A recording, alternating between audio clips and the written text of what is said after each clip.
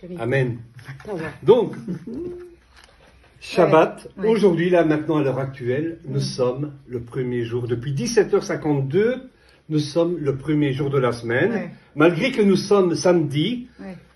Donc, le dernier jour de la semaine, c'est de vendredi, coucher du soleil, au samedi, coucher du soleil, et débute le premier jour de la semaine, Amen. à partir aujourd'hui, samedi, de 17h52. Nous sommes le jour, il n'y avait pas de nom, hein, donc, à nos premier, jours. deuxième, Il n'y avait pas de troisième lundi, mardi, mercredi, c'était Comme Yom jour Shabbat, 1, Yom jour Shabbat. 2, jour 3, Comme en etc. portugais, ouais. Et c'est dans le processus de la création. Amen. Voilà, Amen. là, j'ai mes bougies. Amen. Ouais. Donc, nous allons allumer les bougies, mais dans le but que c'est ce symbole que nous faisons entrer la lumière dans notre maison. Dans notre maison, mais aussi, écoutez bien, j'ai une révélation là. Quand nous allumons la menorah, quand il est écrit que, donc, quand Aaron devait allumer les bougies, enfin, ce n'était pas des bougies, c'était de l'huile qu'on mettait dans la menorah. En fait, quand on le lit en hébreu, si on le décortique en hébreu, il est écrit de faire monter. La lumière est en nous, mais nous, quand nous faisons monter nos sacrifices, nous faisons monter notre adoration, nous faisons monter nos prières. Et vous savez, Alléluia. et Dieu répond. Amen. Et donc, c'est comme le courant. Ça va comme ça un peu le courant. Ouais. Nous faisons monter. Et Dieu répond. Il Alléluia. répond dans nos vies. Il nous bénit. Ce soir, notre rencontre ici, on va entrer dans l'adoration. On va entrer dans la présence du Seigneur. Amen. Levez vos voix. Amen. On va louer le Seigneur. Levons nos voix. Si vous recevez quelque chose de la part du Seigneur, un verset biblique, une parole, si vous avez une vision, si vous avez une image, partagez-le. Amen. Alléluia. Alléluia. Amen. Nous édifier, de s'édifier.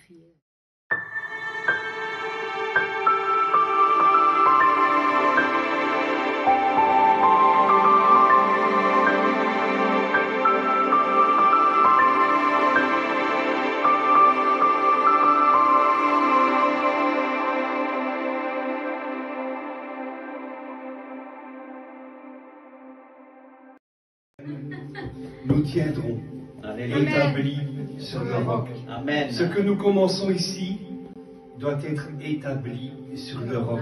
Amen. Et rien, ni les tempêtes, ni les orages, ne pourra faire sombrer l'œuvre que nous avons- Alléluia. l'œuvre que le Seigneur a mis à cœur ici. Amen. Nous tiendrons. Amen, Seigneur.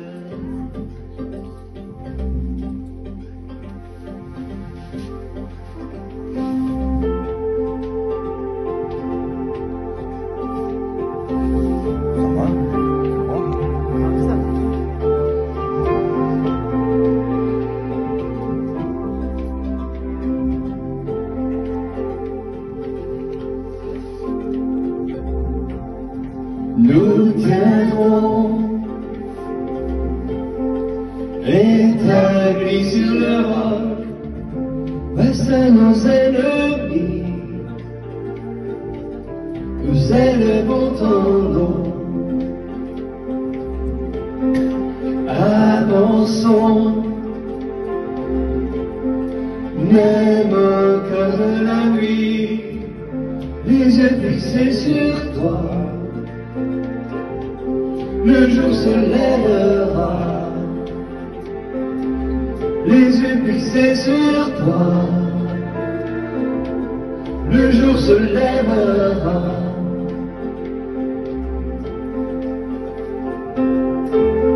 Alléluia. Alléluia, Seigneur. Seigneur, tu m'as choisi. Amen. Seigneur, tu m'as choisi pour porter des fruits et que je sois un jour semblable à toi. Je veux persévérer, je te verrai face à face.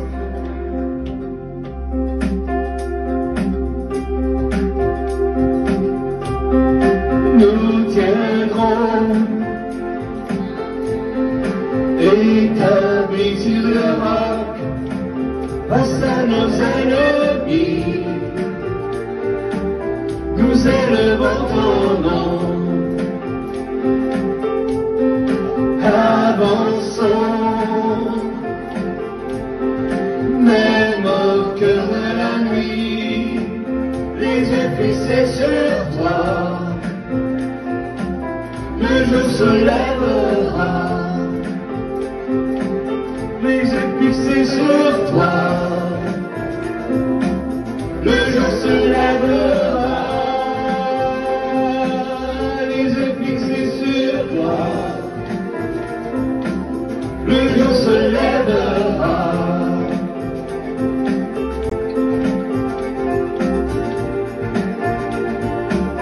Alléluia.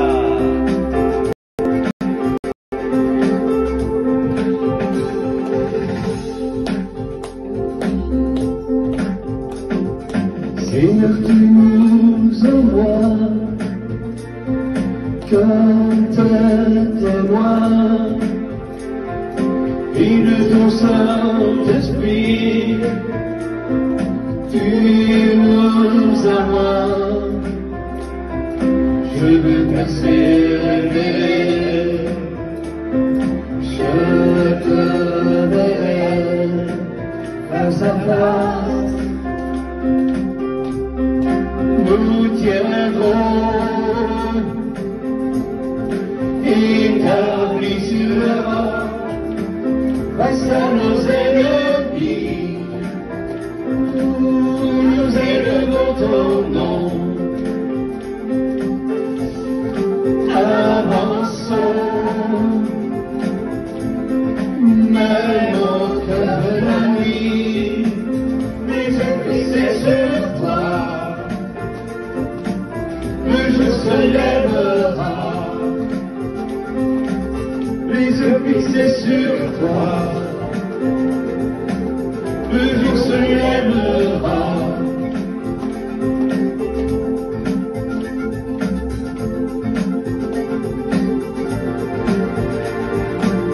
Le jour se lèvera,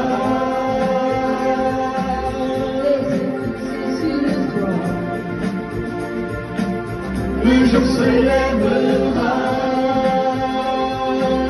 les yeux fixés sur toi. Les yeux se lèvera, les yeux fixés sur toi. Le jour se lèvera.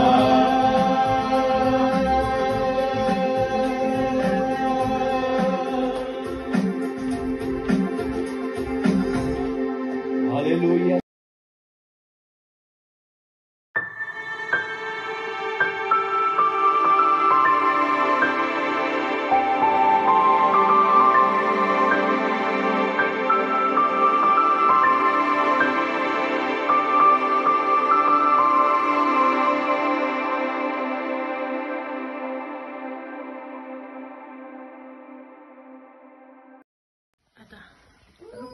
Le premier élément de la parole de Christ. Premièrement, la repentance.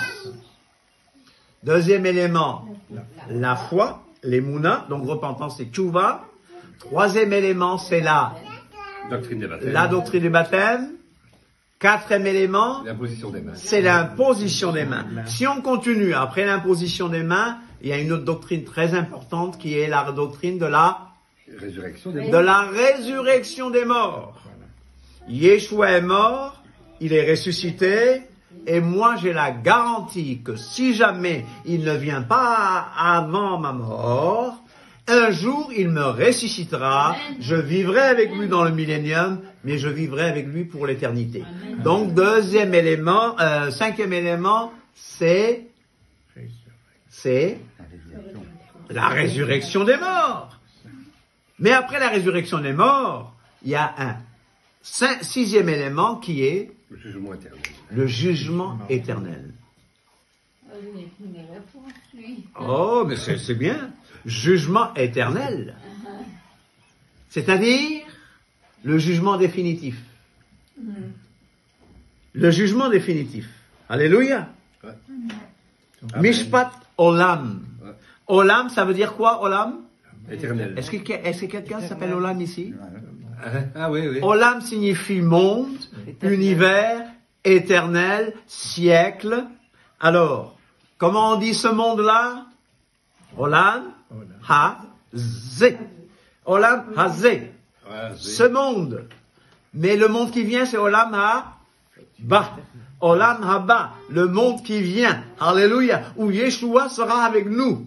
Et nous l'attendons, n'est-ce pas? Nous l'attendons du ciel. La Bible dit que nous l'attendons du ciel. Oh, nous sommes encore là. Notre espérance, c'est ce jour merveilleux de son retour. Alors, nous avons vu ces 6 éléments, mais il y a un 7e élément que nous devons rajouter, c'est la perfection. Un 7e. 7e élément. 7e élément que nous avons, c'est la perfection. C'est ce que nous ferons. Mes chers frères, mes chères et sœurs, je résume, mais en vous disant ceci. Il y a 4 dimensions essentielles de la vie du disciple. 4. Dis 4. Faisons ça. 4 dimensions essentielles de la vie du disciple. Tout le monde fait ça. 4. Je ne t'ai pas vu, tu n'as pas fait 4. Dimension essentielle de la vie du disciple. Première chose, c'est connaître le roi. Est-ce que tu connais le roi? Important. C'est fondamental. Est-ce que tu connais le roi? Oui, amen. Parce que si tu ne connais pas le roi, tu ne fais pas partie des élus. Le roi, le Melech. Est-ce que tu connais Akadosh Baruch Hu? Est-ce que tu connais Yod He Vav He? Est-ce que tu connais Yah? On ne sait pas vraiment comment le dire en hébreu. Hein. C'est pour ça que moi je refuse de le dire. On le dit Adonai. Je préfère dire, bon, Adonai. Hachem. Voilà. Hachem, ça veut dire le nom. Ce n'est pas, on sait que c'est pas Yahweh, on sait que c'est pas Jéhovah, d'accord? Alors, on sait qu'en Israël, il y a un premier ministre qui s'appelle Netanyahu. Alors, on peut dire Yahou.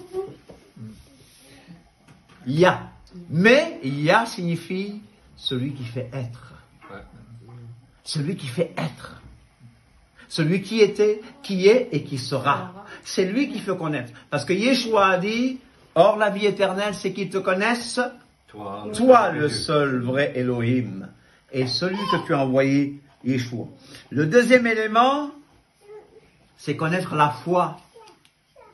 Connaître le roi, connaître la foi, connaître l'Emouna, connaître la foi, l'Emouna, la doctrine. Est-ce que tu connais la doctrine? Étudions ensemble. Est-ce que tu connais la sainte doctrine? On ne peut pas raconter n'importe quoi. Il y a beaucoup de choses qu'on raconte sur Yeshua qui ne sont pas vraies. N'écoutez pas les sectes. N'acceptez pas que les gens frappent chez vous pour vous dire « Nous sommes de la tour de garde, etc. » Ou des mormons, « Nous sommes de l'église de Jésus-Christ des saints du dernier jour. » Ils ne connaissent pas le Seigneur. Mais toi, tu dois connaître la sainte doctrine. L'autre élément, ici, c'est après, bon, connaître le roi, connaître la foi et connaître la loi. Je dirais connaître la Torah. Et Torah ne signifie pas vraiment loi, mais Torah signifie instruction divine, volonté révélée de Dieu. Et n'oubliez pas que la Torah a un aspect mosaïque, mais la Torah a un aspect christique, un aspect messianique. La Torah de Christ, c'est la Torah de Moïse, mais qui est remplie, embellie, complétée par Yeshua HaMashiach. Yeshua n'est pas venu abolir la Torah, il est venu la compléter, l'accomplir, chers amis. Et après connaître la loi, qu'est-ce que je dirais? Connaître l'emploi. Vous comprenez? Connaître l'emploi. Est-ce que tu connais ton don spirituel? Est-ce que tu connais ton appel? Est-ce que tu sais à quoi Dieu t'a appelé? Est-ce que tu sais ce qu'il veut que tu fasses? Voici une bonne occasion. Dans nos groupes de maison, vous les appelez comme vous voulez, tant qu'on n'empêche pas le Saint-Esprit d'agir. Amen. Vous les appelez comme vous voulez. Mais voici une occasion pour dire, Seigneur, je veux savoir à quoi tu m'as appelé. Je veux savoir à quoi tu m'as appelé. C'est pour ça qu'encore une fois, il n'y a aucune religion, mais j'aimerais encore une fois, 3 semaines où on a parlé de restauration, de restructuration, de nouveau départ. Il a parlé de 8e jour aujourd'hui. Mais le 8e jour, c'est le jour où tu dois te lever pour dire, j'ai compris. J'ai compris qui je suis en Mashiach. Et je n'attendrai pas Michel pour exercer mon ministère. Je n'attendrai pas Roger pour prier pour les malades. N'est-ce pas? Parce que c'est qui Roger? C'est qui Michel? Si Paul dit mais qui? Paul n'est rien.